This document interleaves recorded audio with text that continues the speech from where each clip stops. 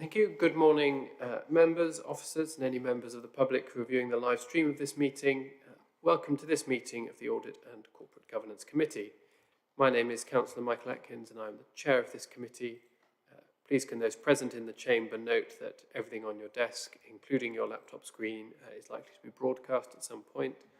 The camera follows the microphone being switched on, so councillors and officers are advised to wait a few seconds before speaking to allow the camera to catch up. If you're participating in the meeting via live stream, indicate that you wish to speak via the chat column, but don't use the chat column for any other purposes. Make sure your device is fully charged and that you switch your microphone off unless you're invited to do otherwise. Please switch off or silence any other devices so they don't interrupt proceedings. Please use a headset when speaking and hold the microphone close to your mouth. When you're invited to address the meeting, please make sure your microphone is switched on. When you've finished addressing the meeting, please turn your microphone off immediately. Speak slowly and clearly and do not talk over or interrupt anyone.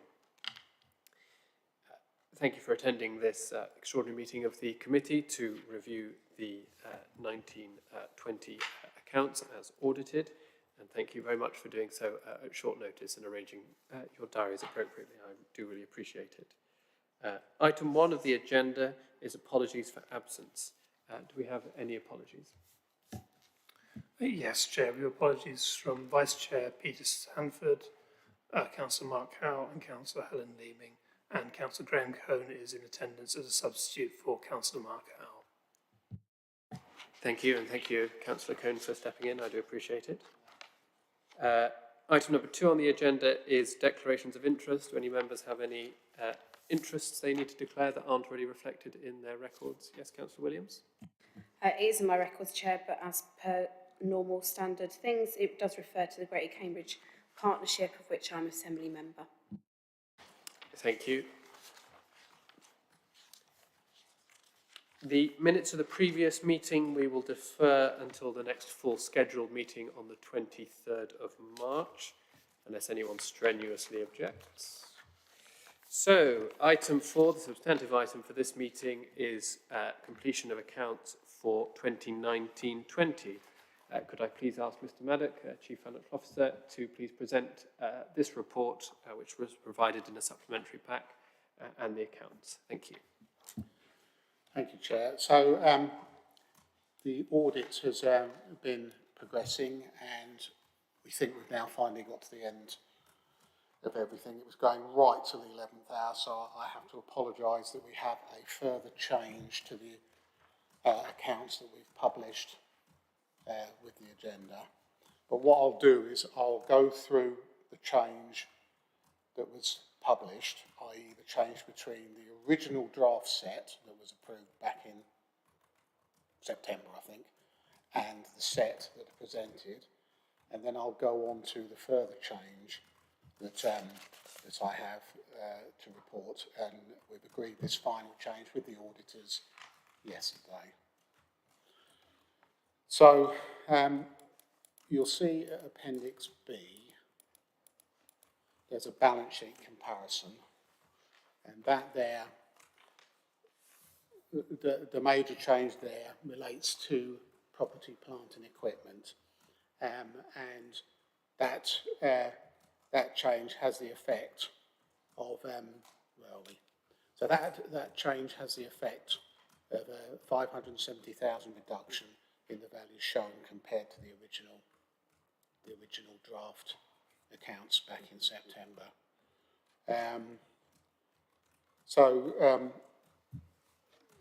It's quite difficult to flip from one document to the other, but if you look at the accounts at Appendix A, you'll see that the figures shown on the balance sheet. Oh, sorry. Apologies for interruption. Peter, would you be able to guide us by way of the page number in the... So so the balance sheet is page 18. Is that the little numbers or the big numbers? The big numbers. Big numbers, yeah. So the number I'm referring to is the top line on page 18, property, plant and equipment. And we're showing a figure now of 549,195, and that's changed by 570,000 since the draft accounts were published back in September. And that was as a result of the work that the auditors carried out. So we made that change as a result of the work that they'd carried out on the accounts.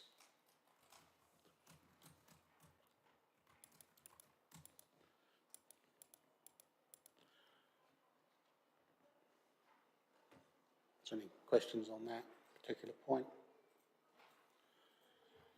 So, sorry, can you, is it possible just to give any further detail or just remind the committee what the nature of that adjustment I may have to turn to one of my colleagues because I can't.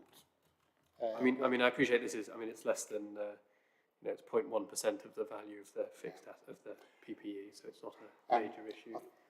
I think it was to do with a couple of beacon properties that weren't valued when the valuer did his report. I don't know whether one of my colleagues online can provide a bit more detail. James or Sanjeev?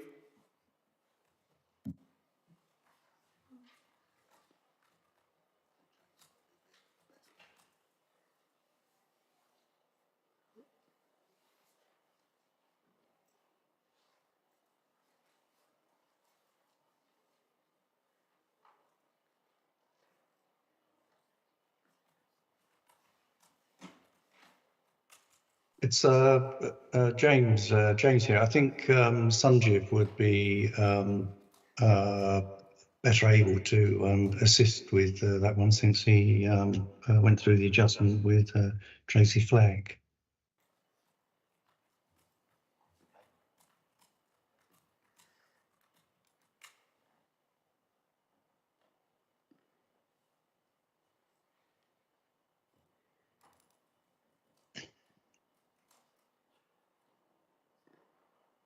Hello, it's Sanjeev here. The adjustment relates to some beacon properties which were transferred from assets under construction, and they were missed in the final valuation when they were done. So the adjustment was to do with the valuation of those beacons. So there was a drop in value when they were transferred from the assets under construction into the final council dwellings account. Mr. Malik, if you want to continue with any other changes you want to highlight. So that's the only substantive change. There are a number of disclosure changes within the accounts, but they don't really sort of change things dramatically, so I wasn't proposing to go through those. So if we now go on to the further change, so there's an additional paper here. Sorry, John, I haven't got enough copies of this. So there's an additional paper here, and this is the core statements to the accounts with the updated figures. So within the draft accounts, there was an item showing as a provision in relation to the Northstowe project. And the provision was shown within the CIES as part of the cost of services, and that was in relation to the Housing General Fund. So in discussions with the auditors, we've reached the conclusion that it doesn't actually meet the full definition of a provision. So in agreement with the auditors, we've changed the classification of that. So the effect of that, and the amount we're talking about is 2.386 million. So the effect of that is to increase the surplus on the comprehensive income and expenditure statement to 48.577 million. And that, on the original version, that would have been 2.386 million lower than that.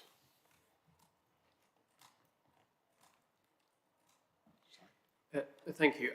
I wonder, perhaps Mr. Russell from Ernst & Young, do you have a comment? I'll come to you in a moment, Councillor Williams. Are you now satisfied that this item is being treated appropriately? I'm aware it's been under discussion for some time, so perhaps a quick update from you just on this final change. Yeah, it's fine. Thank you, Chair. So, yes, we've agreed with Peter that should be adjusted to remove it as a provision from the financial statements. So the reason why it was, I guess, raised in the first place was because the 2.3 million was the council's funding gap between the amount they would have to spend for Section 106 related responsibilities versus the funding they were going to receive. So that doesn't constitute a provision. That's obviously a funding gap. So quite rightly, the council have now moved that out of provisions and created an earmarked reserve to reflect the difference in funding that they're going to get. So obviously when that becomes realised and the expenditure's made, then the gap will be funded out of the earmarked reserve that Peter and his team have now created. So we're happy with the position of the accounts. Thank you. Councillor Williams, you wanted to come in. Thank you. So what's just been discussed, to be clear to the public, is absolutely no cash consequence at all. It's simply where it appears. I think it can be argued both ways. I think it's, it's a pedantic citing of where one person says, I think equally it could be the other way around as well. So I do hope we've not been charged too much for this. But on a procedural basis, Chair, this paper that's in front of us, that we've got this sort of 3-sheet, I know isn't as a supplement on the website. Can we have your assurances that if we were to proceed and go ahead and this will be put as a supplement on there for transparency purposes, so people know what we're discussing? I think it's really important we make that very clear. And then if we can please sign these off, I'd be happy to move that, Chair. Thank you, Councillor Williams. Yes, I'm sure we'll upload the supplementary and then perhaps also a kind of the final status accounts. I've just checked for my own sanity that indeed the overall effect on the general fund balance is therefore zero, as you'd expect, because it's, as you say, been moved to an earmarked reserve instead. So yeah. So page 16 of the published agenda shows the surplus being 46191, and it's now 48577.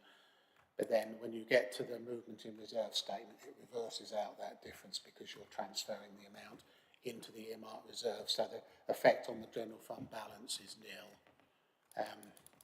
And then when you go to the balance sheet itself, which is page 18 on the agenda and the third page on the additional piece, you'll see that the balance sheet total has changed both at the top and the bottom half of the balance sheet by that 2.386 million. So the overall effect of the changes are to remove it from the line provisions, which relates to note 19, and to put it into usable reserves on the bottom half of the balance sheet, and you see both totals have moved by 2.386 million. So we're basically moving the item from the top half of the balance sheet into the bottom half of the balance sheet. thank you. Are there any further questions from members of the committee, either on this final change or indeed on the rest of the papers that were provided for this meeting? No, thank you. Councillor Williams has suggested we move to approve these statements, and I'm happy to second that. Are there any objections to me approving these as the final audited accounts for 1920?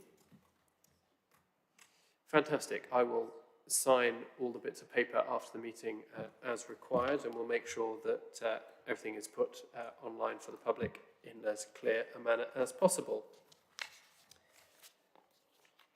I think we don't even have any... The final item for this meeting is the date of the next meeting, which is our regularly scheduled meeting on Thursday, the 23rd of March at 10 o'clock in the morning.